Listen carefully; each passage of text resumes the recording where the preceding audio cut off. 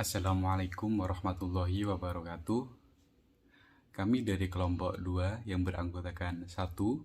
Nur Muhammad Teguh dengan NIM 015, 2. Rahmatul Ula dengan NIM 018, 3. Bella Marshalia Trisnanda dengan NIM 026, 4. Atika Dela Damayanti dengan NIM 030, dan 5. Siti Rohmatika Dewi dengan NIM 033.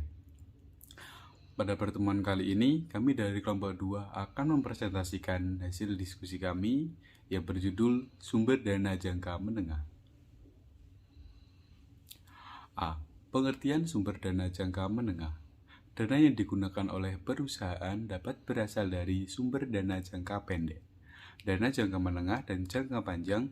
Jika dilihat dari jangka waktu penggunaannya, sumber dana jangka menengah pada umumnya adalah sumber dana atau pendanaan yang mempunyai jangka waktu lebih dari 1 tahun dan kurang dari 10 tahun. Kebutuhan sumber dana jangka menengah ini dirasakan perusahaan karena adanya kebutuhan yang tidak dapat dipenuhi dengan sumber dana jangka pendek di satu pihak dan juga sulit dipenuhi dengan sumber dana jangka panjang di lain pihak. B. Macam-macam sumber dana jangka menengah. Yang pertama, time loan adalah salah satu jenis pembiayaan jangka menengah yang dikeluarkan oleh komersial bank, asuransi dana pensiun, lembaga pembiayaan pemerintah, dan supplier. Time loan memiliki biaya yang lebih rendah dibandingkan dengan penerbitan obligasi atau saham, karena adanya biaya emisi, pendaftaran, dan biaya lainnya sehubungan dengan penerbitan obligasi atau saham. Selain itu juga, tidak semua perusahaan mempunyai persyaratan yang cukup untuk menerbitkan saham atau obligasi. Jenis utang berupa time loan ini umumnya disertai jaminan berupa barang modal perusahaan, seperti peralatan, mesin, saham, ataupun obligasi. Jadwal pembayaran dalam time loan umumnya dilakukan secara berkala. Pembayaran terdiri dari angsuran pokok pinjaman dan bunganya. Perhitungan angsuran pada time loan. PO sama dengan sigma dari X per kurung buka 1 plus R kurung tutup kuadrat untuk T sama dengan 1 sampai N, di mana PO sama dengan besarnya pokok pinjaman, N sama dengan lama pinjaman, T sama dengan jangka waktu pinjaman, X sama dengan besarnya angsuran, dan R sama dengan besarnya bunga pinjaman per tahun. 2. Equipment loan adalah pendanaan atau pembiayaan yang dipergunakan untuk pengadaan perlengkapan baru. Biasanya peminjam akan menanggung harga yang lebih tinggi dari harga pasar perlengkapan yang diinginkan tersebut. Equipment loan bisa difasilitasi oleh lembaga keuangan bank maupun lembaga keuangan bukan bank. Terdapat 2 instrumen yang dipergunakan dalam pembiayaan equipment loan, yaitu melalui kontrak penjualan kondisional dan hipotek barang bergerak. 3. Leasing atau sewa guna usaha adalah persetujuan atas dasar kontrak di mana pemilik dari aktiva atau pihak yang menyewakan aktiva menginginkan pihak lain atau penyewa untuk menggunakan jasa dari aktiva tersebut selama periode tertentu. Pemilik aset akan menyewakan aset yang dimilikinya kepada pihak yang membutuhkan aset tersebut selama jangka waktu tertentu. Leasing dapat diartikan juga sebagai kegiatan pembiayaan perusahaan dalam rangka penyediaan barang-barang modal yang dapat digunakan dalam jangka waktu tertentu. Pendanaan leasing tidak berupa uang, namun berupa sewa guna aset. Terdapat beberapa jenis leasing, yaitu capital lease, operating lease, sales type lease atau lease penjualan, leverage lease, dan cross border lease. Yang berikutnya ada beberapa jenis leasing. Yang pertama yaitu kapitalis. Kapitalis merupakan jenis leasing yang perusahaan leasingnya adalah lembaga keuangan. Leasing jenis ini nasabah yang membutuhkan barang atau modal menentukan sendiri kriteria dan spesifikasi barang yang dibutuhkan, sehingga nasabah bebas menentukan barang apa yang ia inginkan. Yang kedua, operating lease. Jenis leasing ini yaitu pihak lessor membeli barang kemudian disewakan kepada lease dalam jangka waktu tertentu. Lease hanya membayar rental atau sewa barang saja. Harga barang dan biaya-biaya lainnya lessor yang membayar. Yang ketiga, sales type lease. Lease penjualan ini biasanya dilakukan oleh perusahaan industri yang menjual lease barang dari hasil produksinya.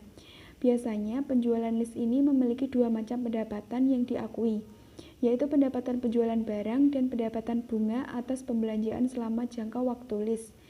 Yang keempat, leverage lease. Leasing jenis ini dilibatkan pihak ketiga atau biasa disebut dengan credit provider. Jadi, lessor tidak membiayai objek leasing hingga sebesar 100% dari harga barang, melainkan hanya sekitar 20% sampai 40% saja. Sisa harga kemudian akan dibiayai oleh credit provider. Yang kelima, cross-border lease. Leasing jenis ini biasanya dilakukan antar negara. Lessor dan lease terletak tidak dalam satu negara, melainkan di dua negara yang berbeda. Biasanya barang yang dileasingkan dalam cross-border lease adalah barang yang memiliki nilai yang besar.